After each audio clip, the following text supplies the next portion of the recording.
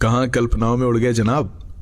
उसकी शोख हंसी ने मुझे मेरे सम्मोहन से निकाला, पर मैं उस पर से अपनी निगाहें नहीं हटा पा रहा था। उसने मेरा हाथ पकड़ा और जबरन खींचते हुए क्लास में ले आई थी।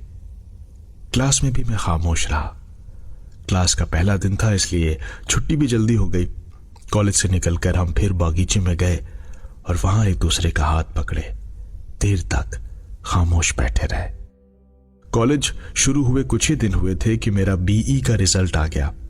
मेरी उम्मीदों से उलट मैं बीई में सिलेक्ट हो गया था। सुनीता ने पूरे उत्साह के साथ इस रिजल्ट का स्वागत किया था, पर मैं गम में था। बीई करने के लिए मुझे यह कॉलेज छोड़ना था।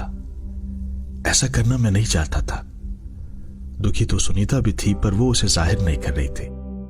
बार बार वो मेरा जोश बढ़ाती रही और अपनी आदत के मुताबिक मुझे हिदायत भी देती। देखो तुम बहुत लापरवाह हो, हाँ, खाना वाना और तबीयत का ख्याल रखना। उसने ही कॉलेज छोड़ने के लिए मेरी एप्लीकेशन लिखवाई और प्रिंसिपल के पास मुझे लेकर गई। दिन और रात अपनी रफ्तार से आते जाते रहे। वक्त गुजरता रहा और एक दिन ऐसा भी आया जब मुझे बीई करने के लिए शहर को छोड़ना पड़ा। हम दोनों बगीचे में मिले थे। उसने मुझे अपनी बाहों में जकड़ लिया था। पहली बार मैंने उसकी आंखों में आंसू देखे थे जब उसने कहा, कमिल, मैं तुम्हारे बिना नहीं रह सकती। इतने दिनों से जिन आंसुओं को वो दबाए थी, वो अपनी हद तोड़कर निकल रहे थे। आंसुओं की एक एक बूंद उसके गालों को चूमती हुई मेरी बाहों में आकर समाती जा रही थी। और शायद ऐसे ही मेरे आंसू भी उसके आंचल में गिर रहे थे। वो आगे कुछ नहीं कह पाई।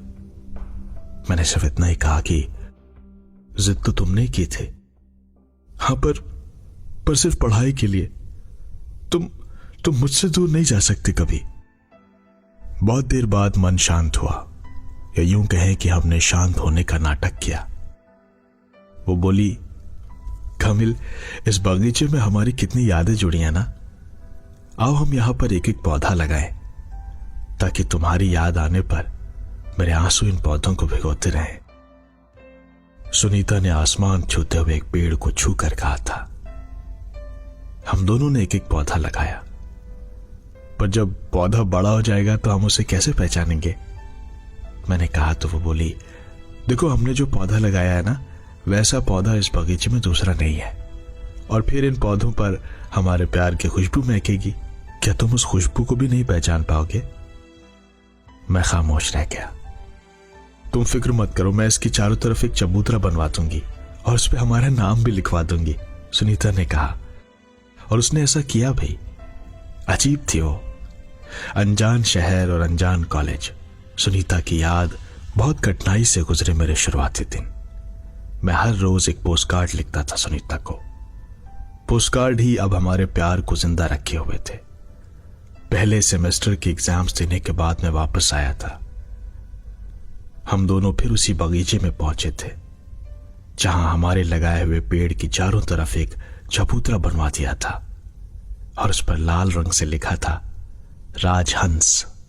मैंने पूछा, ये राजहंस का मतलब नहीं समझा? राजहंस जैसा बहुत कमाल का होता है ना, तुम भी वैसे ही हो। बहुत देर तक बैठकर हम बात करते रहे। तुम कुछ दुबले हो गए हो, खाते पीते नहीं हो क्या? उसने पूछा तो मैंने कहा, खाता तो हूं पर पीता नहीं हूं। कहो तो शुरू कर दूं। मैंने माहौल को उदासी से निकालने की कोशिश की। वो कुछ नहीं बोली। हर सेमेस्टर के बाद मैं आता और सुनीता के साथ वक्त गुजारता। हमारे लगाए पौधों को बड़ा होते हुए देखता था मैं। सुनीता की कॉलेज की पढ़ाई पूरी हो चुकी थी, पर उस बार जब मैं लौटा तो कुछ अजीब हुआ। सुनीता नहीं मिली। उसके घर पर भी कोई नहीं था और किसी को भी ये जानकारी नहीं थी कि वो कहां थी। मैं दिन भर उदास सा बगीचे में बैठा रहता था, अकेले ही। इस बार पौधा और बड़ा हो गया था। मैंने उसके चारों तरफ घास फूस लगा दिए थे, उसमें मैं पानी डालता था। पर इसके बाद सुनीता से मेरी मुलाकात नहीं हुई।